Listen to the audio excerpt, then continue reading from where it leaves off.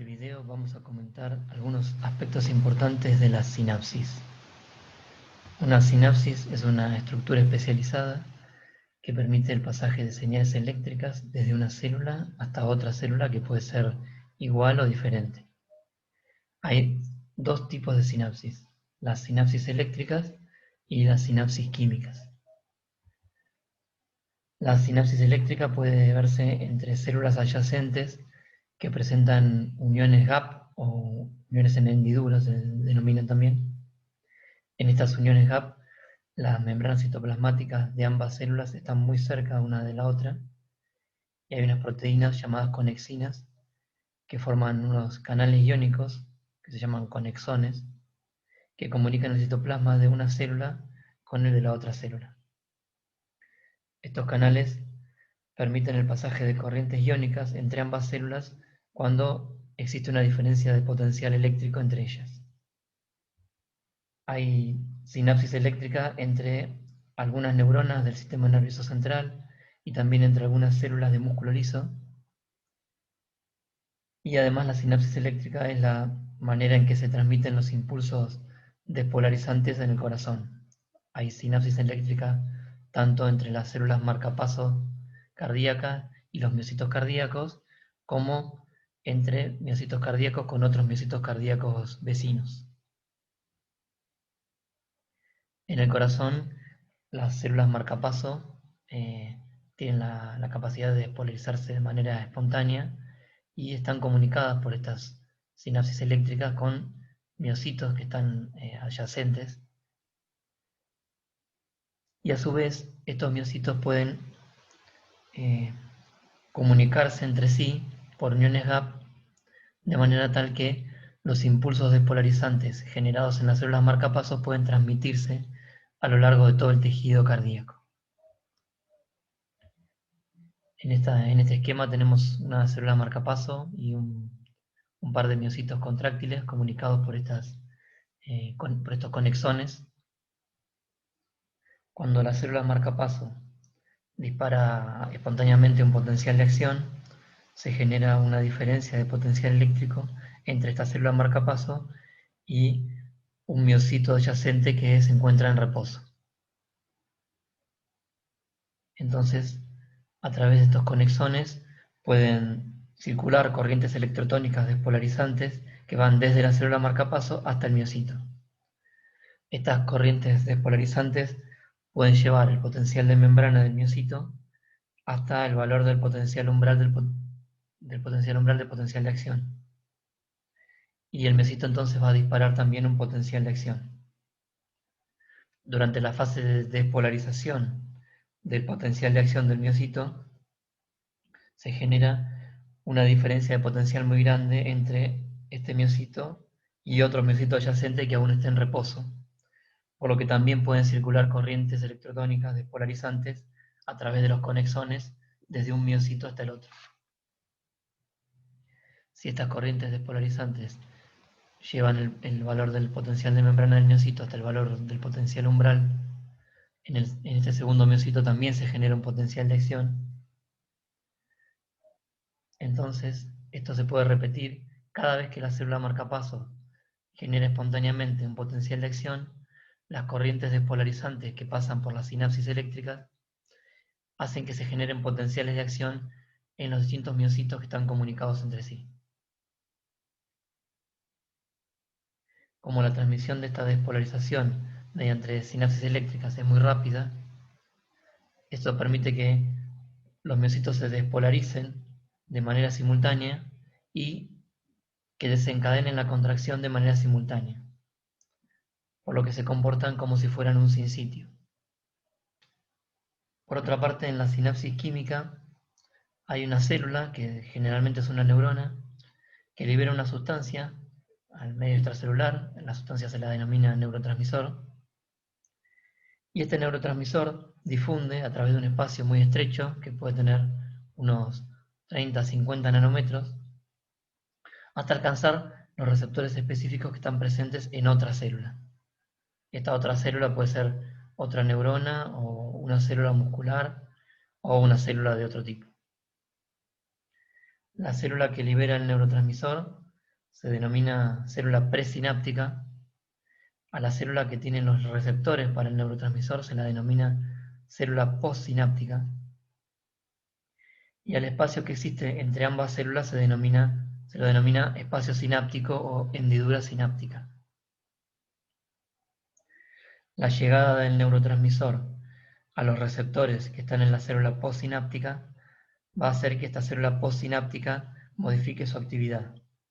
Por ejemplo, si es una neurona, puede modificar la cantidad de neurotransmisor que libera la neurona postsináptica. Si es una célula muscular, la célula postsináptica entonces va a modificar su grado de contracción. Si es una célula endocrina, puede modificar la cantidad de hormonas que libera. Si es una célula de una glándula exócrina, puede modificar la cantidad de, por ejemplo, de enzimas que libera en la luz de un órgano hueco. Cuando la célula presináptica es una neurona, el neurotransmisor se secreta desde la terminal axónica.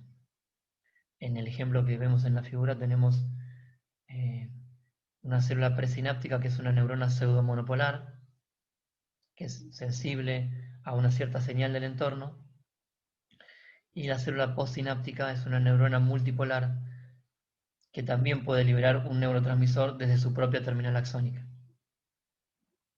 La liberación de neurotransmisor por parte de la neurona postsináptica está regulada por el neurotransmisor que le llega desde la célula presináptica. Como vimos anteriormente, en la neurona pseudomonopolar hay una terminal periférica que tiene canales cuya probabilidad de apertura es modificada frente a cambios en la magnitud de alguna señal específica, lo que conduce a un cambio en el potencial de membrana de esta región de la terminal periférica, y tiene un largo axón que es la única región de la célula en la que hay canales de sodio y de potasio operados por voltaje, y cuando el potencial de la membrana en la zona inicial de este axón, la que está en contacto con la terminal periférica, cuando el potencial de la membrana en esa región alcanza un cierto valor que se denomina potencial umbral, en el axón se generan potenciales de acción. Estos potenciales de acción pueden propagarse a lo largo de todo el axón y llegar hasta la parte final del axón que está en contacto con la terminal axónica. La despolarización generada por los potenciales de acción que llegan hasta la parte final del axón, a través de cambios en la probabilidad de apertura de canales de calcio, hace que aumente el calcio intracelular y se produzca la exocitosis de neurotransmisor por la terminal axónica. Este neurotransmisor estaba almacenado en vesículas que se fusionan con la membrana de la terminal axónica en respuesta al aumento de la concentración de calcio en esta terminal axónica. En la neurona multipolar tenemos un cuerpo o soma que tiene un gran número de prolongaciones más o menos cortas que se denominan dendritas y una prolongación larga que se denomina axón. El axón es la región que tiene los canales de sodio y de potasio voltaje operados, y la zona donde el axón se une con el soma o con el cuerpo de la neurona se denomina cono axónico, y es en esta zona donde, cuando el potencial de la membrana alcanza el valor del potencial umbral del potencial de acción, se generan potenciales de acción. Cuanto más se supere el potencial umbral, o sea, cuanto más se despolarice esta región por encima del potencial umbral, mayor va a ser la frecuencia de potenciales de acción que se generan. Estos potenciales de acción también se propagan a lo largo del axón, y de nuevo la llegada de los potenciales de acción hacia la parte final del axón despolariza la terminal axónica y hace que en esa terminal axónica se libere el neurotransmisor. Una manera en la que se puede dar la sinapsis entre dos neuronas es que la terminal axónica de la neurona presináptica haga sinapsis con las dendritas de la neurona postsináptica. A eso se le llama una sinapsis axodendrítica. En este caso, en las dendritas de la neurona postsináptica estarán los receptores para el neurotransmisor que es liberado por la neurona presináptica. La neurona postsináptica va a tener canales cuya probabilidad de apertura va a depender de la presencia del neurotransmisor. Esta dependencia puede ser directa, o sea que el propio canal es el receptor del neurotransmisor, o puede ser indirecta en el caso de que el neurotransmisor tenga un receptor metabotrópico que active una vía de señalización intracelular y que como resultado de esta activación de esta vía se termine modificando la probabilidad de apertura de algún canal. El cambio en la probabilidad de apertura de estos canales en la neurona postsináptica va a generar un cambio en el potencial de membrana en la región cercana a donde están estos canales. Es decir, que en la neurona presináptica ocurre un cambio en el potencial de la membrana de la terminal axónica que se traduce en la secreción de un mediador químico que es el neurotransmisor, y cuando el neurotransmisor llega a los receptores presentes en la neurona postsináptica, produce un cambio en el potencial de la membrana de la neurona postsináptica. O sea que la señal eléctrica está pasando de una célula a la otra a través de la secreción de un intermediario químico que es el neurotransmisor. Como dijimos antes, el neurotransmisor que es liberado por la célula presináptica regula la liberación del neurotransmisor por la neurona postsináptica. El sentido en el cual ocurre esta regulación, es decir, si aumenta o disminuye la liberación del neurotransmisor por la neurona postsináptica, depende del efecto que el neurotransmisor tenga sobre el potencial de membrana de la neurona postsináptica. Si la llegada de neurotransmisor desde la célula presináptica produce un cambio en la probabilidad de apertura de canales de la célula postsináptica que hace que el potencial de la membrana de la célula postsináptica en esa región se vuelva menos negativo, es decir, se produce una despolarización, esto generará corrientes electrotónicas despolarizantes que van a despolarizar el cono axónico y harán que sea más fácil alcanzar y superar el potencial umbral del potencial de acción en el cono axónico. Por lo tanto, va a aumentar la frecuencia de los potenciales de acción que se generan en el cono axónico, y esto va a hacer que se produzca una mayor despolarización de la terminal axónica, lo cual a su vez va a llevar a que haya un aumento en la cantidad de neurotransmisor que se libera por exocitosis. Es decir que cuando el neurotransmisor liberado por la neurona presináptica despolariza la membrana de la célula postsináptica, el efecto va a hacer que aumente la cantidad de neurotransmisor liberado por la célula postsináptica. En este caso se dice que el neurotransmisor de la neurona presináptica es excitatorio, porque hace que aumente la liberación de neurotransmisor en la célula postsináptica. Y a la neurona que está liberando este neurotransmisor excitatorio también se le llama una neurona excitatoria. Por otro lado, si el neurotransmisor liberado por la neurona presináptica modifica la probabilidad de apertura de canales en la neurona postsináptica de manera tal que el potencial de la membrana en la célula postsináptica se vuelve más negativo, o sea, se hiperpolariza la membrana, esto hará que las corrientes electrotónicas tiendan a llevar al potencial de membrana de la zona del cono axónico hacia valores más negativos, haciendo que esté más alejado del potencial umbral del potencial de acción. Por lo tanto, no se generarán potenciales de acción y tampoco se liberará neurotransmisor desde la terminal axónica. Entonces, cuando el neurotransmisor de la neurona presináptica hiperpolariza a la membrana de la célula postsináptica, hace que la célula postsináptica libere menos neurotransmisor. Y por lo tanto, a este tipo de neurotransmisor se lo denomina, al neurotransmisor de la presináptica se lo denomina inhibitorio. A la neurona presináptica que libera un neurotransmisor que hiperpolariza, también se la denomina neurona inhibitoria. Al cambio transitorio en el potencial de membrana que ocurre en la célula postsináptica como resultado de la llegada del neurotransmisor desde la célula presináptica, se lo denomina potencial postsináptico. Entonces, si el neurotransmisor de la neurona presináptica despolariza a la neurona postsináptica, al potencial postsináptico que produce se lo denomina potencial postsináptico excitatorio, porque esta despolarización va a hacer que sea más fácil llegar al potencial umbral en el cono axónico, y entonces va a hacer que sea más fácil generar potenciales de acción con mayor frecuencia. Y esto va a hacer que aumente la exocitosis del neurotransmisor en la neurona postsináptica.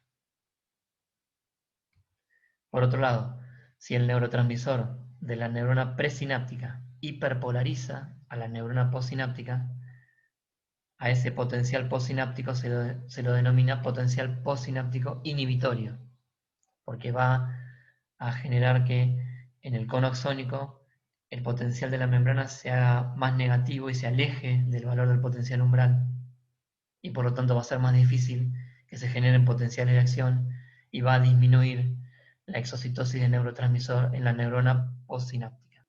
Una cosa que es importante tener en cuenta es que el hecho de que la neurona presináptica y el neurotransmisor que libera esta neurona sea excitatorio o inhibitorio depende exclusivamente del efecto que tenga el neurotransmisor en el potencial de membrana de la célula postsináptica. Es decir, que esto no es una propiedad intrínseca del neurotransmisor, sino que depende del cambio de probabilidad de apertura que generen los canales de la célula postsináptica y del tipo de ion que pase por esos canales. Por ejemplo, si un determinado neurotransmisor abre canales de sodio en una célula, va a despolarizar esa célula y hará que aumente la secreción de neurotransmisor por esa célula y por lo tanto va a ser excitatorio para esa célula. Si el mismo neurotransmisor abre canales de potasio en otra célula, va a ser inhibitorio para esa otra célula porque la va a hiperpolarizar y hará que la célula secrete menos cantidad de neurotransmisor. El cambio en el potencial de membrana que se genera en el potencial postsináptico tiene una magnitud muy pequeña, de más o menos 2 a 10 milivolts, que es mucho menor que la del potencial de acción. Recuerden que podíamos ir desde menos 70 hasta más 30, o sea que tiene como una amplitud de unos 100 milivolts. Por otro lado, el potencial postsináptico suele ser más duradero que el potencial de acción. ¿Se acuerdan que el potencial de acción de las neuronas duraba 1 o 2 milisegundos?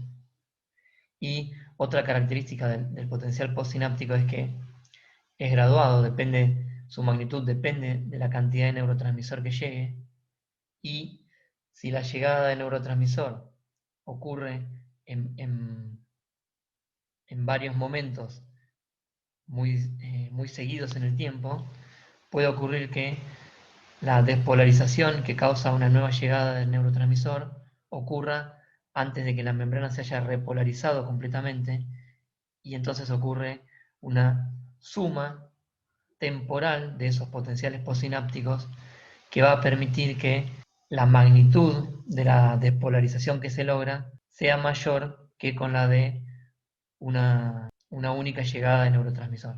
Esto es análogo a lo que ocurre también con el potencial de receptor. En una neurona multipolar hay muchísimas dendritas y entonces esta neurona puede recibir en sus dendritas miles de sinapsis con terminales axónicas de otras neuronas. En cada una de estas sinapsis, el neurotransmisor que es liberado por la neurona presináptica se va a unir a su receptor específico y va a producir un cambio en la probabilidad de apertura de algún canal. Y esto va a llevar a que haya un cambio en el potencial de la membrana en esa región. Los cambios netos que van a ocurrir en el potencial de la membrana de las regiones adyacentes van a ser resultado de la integración de todas las corrientes despolarizantes e hiperpolarizantes que tengan influencia sobre esa región.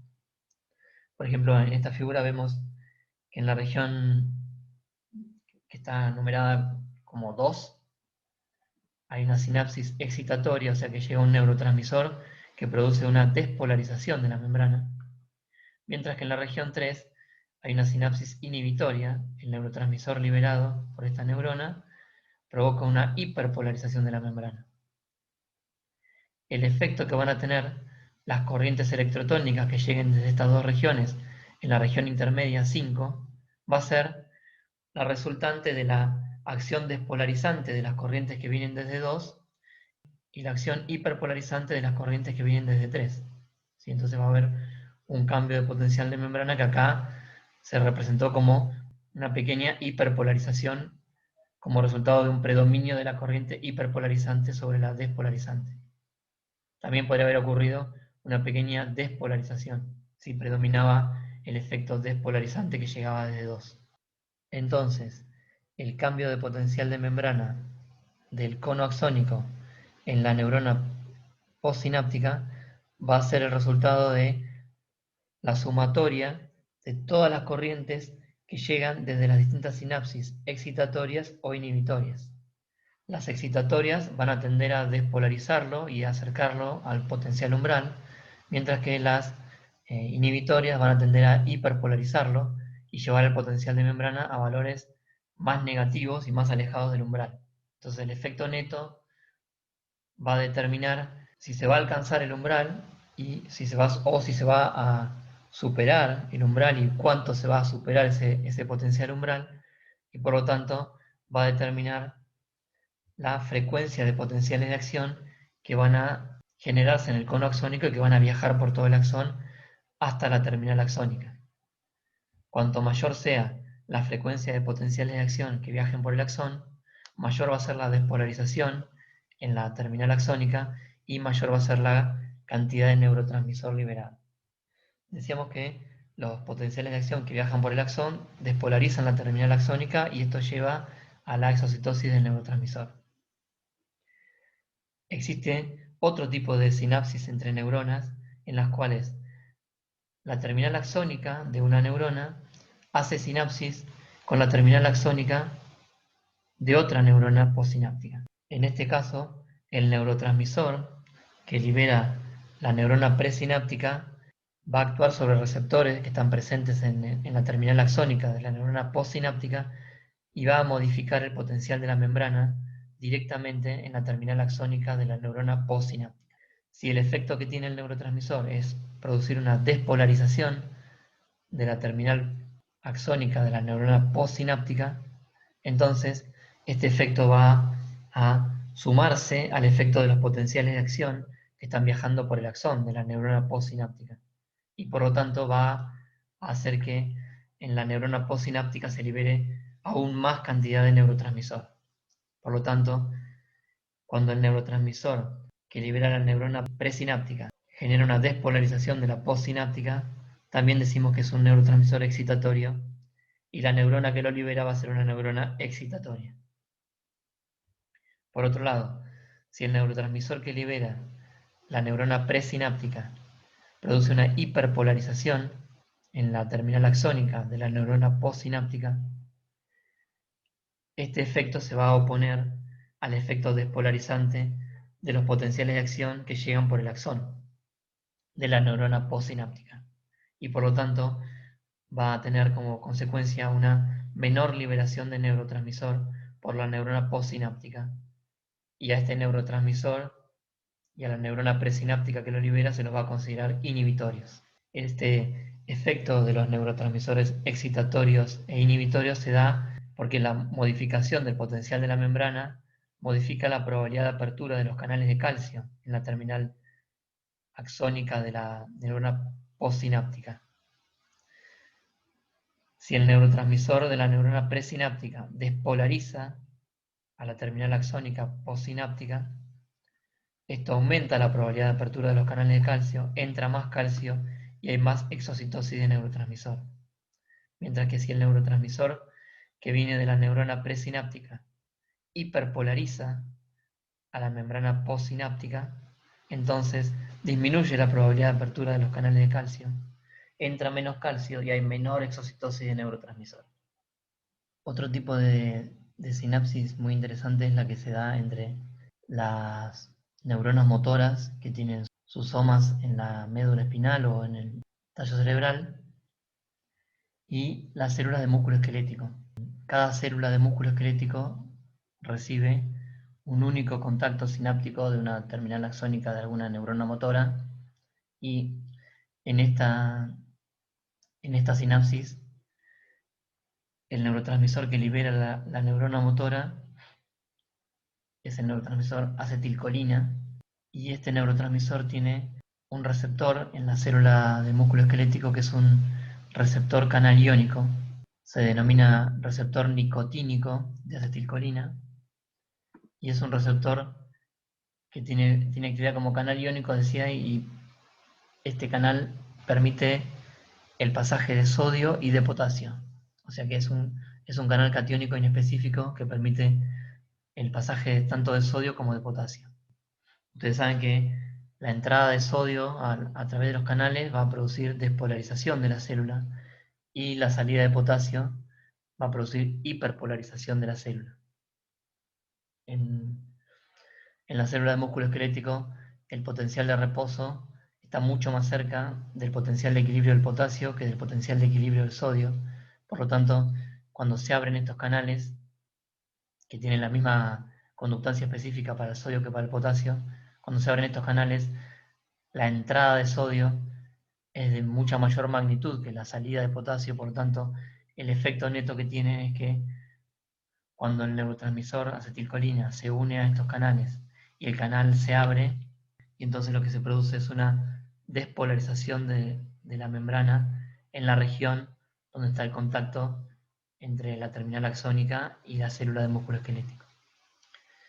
A esta despolarización, que es un potencial postsináptico excitatorio, se la denomina potencial de placa. Esta despolarización que ocurre en esta zona genera corrientes electrotónicas hacia otras regiones de la membrana donde no hay receptores de acetilcolina, pero sí hay canales de sodio voltaje operados y canales de potasio voltaje operados. Despolarizan la membrana y hacen que se alcance el valor del potencial umbral en estas regiones donde están estos canales operados por voltaje y se generan potenciales de acción en la membrana de la célula del músculo esquelético. La generación de estos potenciales de acción es muy importante porque para que la célula pueda contraerse es necesario que se abran canales de calcio que son sensibles al voltaje y que se abren por despolarización. Cada célula de músculo esquelético tiene un solo contacto sináptico en un único punto, pero una célula de músculo esquelético puede medir hasta varios centímetros de longitud. Entonces, las corrientes electrotónicas que se generan por la llegada del neurotransmisor y la unión a sus receptores canaliónicos no serían suficientes para producir despolarización a distancias tan largas. Y estos potenciales de acción pueden propagarse a lo largo de toda la membrana y logran que se abran los canales de calcio voltaje operados en zonas muy distantes. La finalización de esta señal ocurre cuando la neurona motora deja de liberar neurotransmisor y una enzima que se llama acetilcolinesterasa hidroliza el neurotransmisor que está presente en el espacio sináptico y entonces la señal desaparece. Como la señal que manda la neurona motora es únicamente este neurotransmisor acetilcolina que siempre despolariza la membrana y por lo tanto siempre que llega el neurotransmisor la célula se despolariza, se abren los canales de calcio y la célula se contrae. Para relajar a las células de músculo esquelético es necesario inhibir a la neurona motora. O sea que hacer que la neurona motora no libere su neurotransmisor, porque siempre que libera el neurotransmisor, la célula de músculo se contrae. Por último, vamos a ver distintas maneras de terminar la señal que se produjo cuando se liberó el neurotransmisor desde la célula presináptica hacia la postsináptica. Una de las cosas que le pueden pasar al neurotransmisor es que simplemente difunda y entonces disminuya su concentración en la hendidura sináptica y deje de tener efectos sobre los receptores. Otra cosa que le puede pasar es que el neurotransmisor sea recaptado por la neurona presináptica, si la misma neurona que lo secretó puede tener mecanismos de transportadores activos que recaptan el neurotransmisor y lo pueden reciclar, introduciéndolo nuevamente en las vesículas, o puede ser recaptado por células de la glía que están en las inmediaciones y también pueden retirar el neurotransmisor que está presente en el espacio sináptico. Otra cosa que le puede pasar al neurotransmisor es que haya enzimas en el espacio sináptico que degraden al neurotransmisor y entonces deja de funcionar sobre los receptores. Otra cosa que puede pasar es que el neurotransmisor se una a receptores en la terminal axónica de la célula presináptica y estos receptores de alguna manera regulan negativamente la secreción del propio neurotransmisor, ya sea inhibiendo los canales de calcio o inhibiendo los mecanismos que llevan a la exocitosis de las vesículas. Esto daría que cuando hay una cantidad elevada de neurotransmisor en el espacio sináptico, se inhiba la liberación de más cantidad de neurotransmisor. Otra cosa que puede pasar es que los receptores para el neurotransmisor sean inactivados o sean internalizados de manera tal que ya no pueden, ya no son más sensibles a la señal que está llegando. Entonces, de esta manera, cada vez que la neurona presináptica libera el neurotransmisor, ese neurotransmisor ejerce su efecto sobre la neurona postsináptica durante un cierto tiempo y después ese efecto desaparece.